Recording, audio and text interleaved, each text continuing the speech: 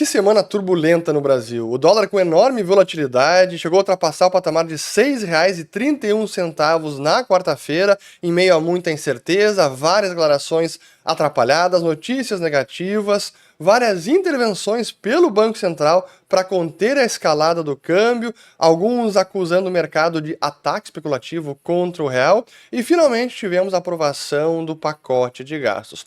Mas passada essa tempestade mais recente, como é que a gente pode analisar a semana? Será que estão exagerando? Será que a nossa moeda está sofrendo um ataque orquestrado? E o que esperar para os próximos meses? Pois começando então com a notícia do pacote que finalmente foi aprovado, honestamente já não fez muito preço, porque era justamente esse pacote que trouxe mais desconfiança e minou a credibilidade do governo no compromisso com as contas públicas, o que já era esperado, foi aprovado então até com uma pequena diminuição no final das contas, e a economia apenas de 70 bilhões e um pouquinho até 2026. Como já falei em outros vídeos, é pouca coisa considerando o déficit total de mais de R$ 1 trilhão num único ano. Mas enfim, é o que foi aprovado. E aí na coletiva de imprensa foi perguntado ao ministro sobre várias questões do câmbio, e o Haddad falou que, sim, temos que corrigir o câmbio, essa escorregada que o dólar deu, mas não no sentido de minar uma meta. Então ele apenas está reiterando o óbvio que sim, o câmbio saiu do lugar em meio a tanto temor pelo mercado que está acontecendo e por isso tantas intervenções do Banco Central. Eu já vou falar sobre isso porque foram históricas. Mas mostrando os movimentos no câmbio, vamos recapitular porque foi uma semana de fato importante. Ali na quarta-feira, que chegou na máxima então de R$ 6,31, acabou fechando em R$ 6,29, inclusive quando eu gravava o vídeo de quarta eu estava vendo o câmbio subir, quando eu soltei o vídeo acabou batendo R$ 6,31, até mudei a capa do vídeo com a última cotação que havia saído, mas realmente foi uma movimentação intensa, muita vol. Na quinta-feira o câmbio abriu com 6,24, chegou a bater novamente 6,30 e aí que vieram as fortes intervenções no câmbio pelo Bacen, já vou mostrar em números. E aí hoje, sexta-feira que estou gravando esse vídeo, o câmbio nesse momento está ao redor de R$ 6,09, então parece ter acomodado depois das intervenções do Banco Central. Mas só para mostrar um pouco a dinâmica no último mês do real brasileiro e do dólar no mundo, até porque o Haddad falou sobre a moeda americana que se fortaleceu, mas aqui no Brasil ela se fortaleceu mais ainda, e é verdade, só que aqui foi bem mais ainda. Mas só para mostrar aqui o dólar index no último mês, em relação ao real brasileiro, a taxa de câmbio aqui, chegou a subir quase 9% nesse último mês, enquanto aqui o dólar index subindo 1,40, nesse momento o real o câmbio subindo apenas 5,60. E taxa de juros, que também se acomodou num patamar elevado, 2026 acima de 15, 27 também, 28 também, 29 agora que cedeu, mas estava durante o dia acima de 15%, assim como 30 e 31. Então ainda temos muita volatilidade, ainda há incertezas com a trajetória do fiscal, já vou falar mais no fim do vídeo sobre o que a gente pode esperar para os próximos meses, mas claro que essa volatilidade enorme, que a gente pode chamar talvez já de disfuncionalidade no mercado cambial, acabou suscitando várias intervenções pelo Banco Central, coisa que ele não fazia há muito tempo, e que muitos vinham clamando: o Banco Central intervenha no câmbio, faça alguma coisa para conter a escalada da moeda americana. De fato, funcionou em parte, mas apesar das intervenções, como eu vou mostrar, foram inúmeras, em montantes relevantes, ainda assim o câmbio está estacionado agora no patamar acima de R$ 6,00, R$ 6,09. Então, evidencia a fragilidade que está neste momento a economia brasileira, que novamente tem como origem a desconfiança com o fiscal. Mas só para mostrar então aqui, vamos às intervenções do Bacen no dia de ontem, quinta-feira, 19 de dezembro. Logo de manhã começou com 3 bilhões de dólares e depois mais 5 bilhões de dólares.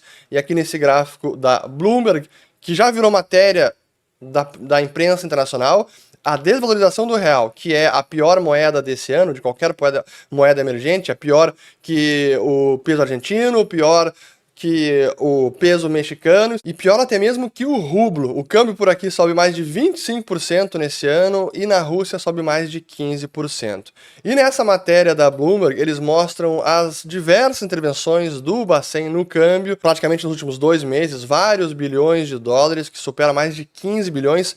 É sim já um recorde, como a gente pode ver aqui nesta tabela, temos as maiores intervenções diárias, primeiro por leilão. As duas maiores aconteceram ontem, quinta-feira, 19 de dezembro, 5 bilhões e 3 bilhões, e a terceira maior, 3 bilhões, que foi lá no dia 9 de março de 2020, auge daquela incerteza da pandemia. Das 10 maiores intervenções da história do Bacen no plano real, 5 foram nesta semana. Então, denota realmente que foi uma semana muito turbulenta. E por intervenções diárias, o maior momento da história foi justamente ontem, 19 de dezembro, 8 bilhões total, e o segundo dia com mais intervenção foi em 9 de março de 2020. Então, sim, é um momento histórico e ainda assim o câmbio está nesses patamares. Em termos de o quanto que isso impactou as reservas internacionais, felizmente temos um bom colchão de reservas e as estimativas é que as reservas cheguem agora no dia 24 de dezembro, mais ou menos aqui em 342 bilhões de dólares, aqui cálculo feito pelo professor Alexandre Cabral. Segunda vez que eu cito aqui o Alexandre em vídeos recentes, ele está acompanhando muito bem de perto todas as movimentações no Banco Central. Agora, a pergunta importante que muitos fizeram, será que não está havendo um exagero? Será que é justificada tamanha desvalorização da nossa moeda? Não há um overshooting quando há uma incerteza exacerbada e o mercado se desespera sem muito fundamento e o câmbio decola demais e descola dos seus fundamentos?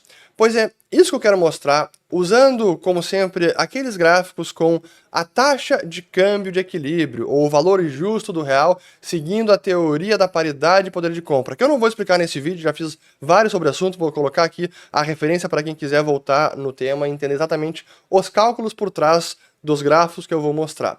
Mas por meio dessa análise, a gente pode ver o quanto que o mercado está exagerando, o quanto que o câmbio está descolando do que seria justificado apenas pelos fundamentos do real. Pois então, eu começo colocando aqui até o gráfico de sempre, que é importante a gente relembrar a perda de poder de compra da nossa moeda. Considerando o último dado do IPCA de novembro, o real brasileiro chegou na sua mínima histórica, R$100 lá de 94 valem hoje apenas R$12,14.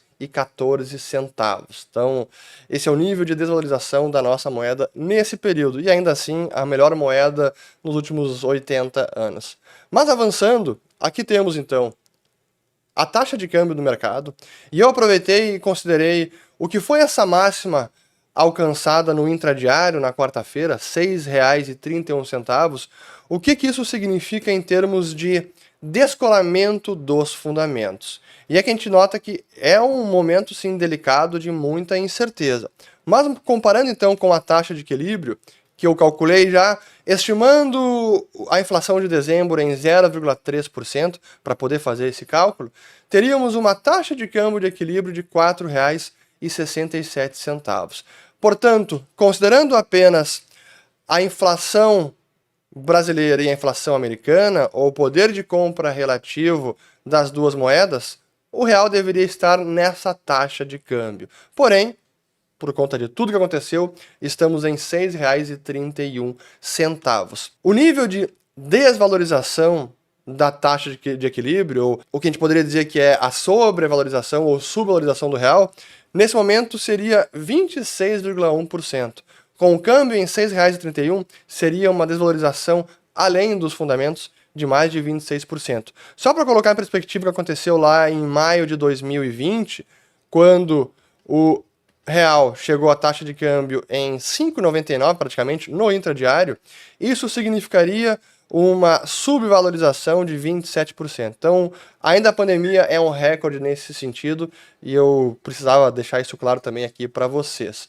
E é claro, ainda distante do que foi lá em outubro de 2002, que é sempre uma pergunta que o pessoal se faz, bom, mas o que temos agora é comparável ao que aconteceu lá em 2002? E ainda não. Aquele nível de incerteza que levou o câmbio para praticamente 4 no intradiário seria hoje um câmbio de mais de R$ 8.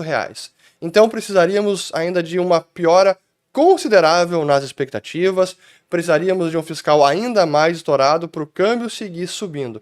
E é por isso que os próximos meses são muito importantes e como o governo está contando mais com a sorte do que medidas concretas, a esperança de que a economia cresça muito e isso aumente a arrecadação e consiga neutralizar parte do aumento de gastos e assim eles atingirem as metas fiscais, porque se a economia não cresce fortemente, só depender de arrecadação vai ser muito difícil, porque eles não querem de fato cortar gastos. Esse é o grande problema. E aí no sentido de ataque especulativo, que foi algo que também vários aliados do governo acabaram falando nesses últimos dias, na internet, em posts, nas redes sociais, não é um ataque especulativo contra o real. Primeiro, nós não temos um regime de câmbio fixo. Segundo, que temos um colchão de reservas enorme. 370 bilhões, agora estaria em 340, ainda é um volume relevante, considerando que não temos uma dívida externa pública também relevante. Na verdade, ela é quase desprezível, chega a 5%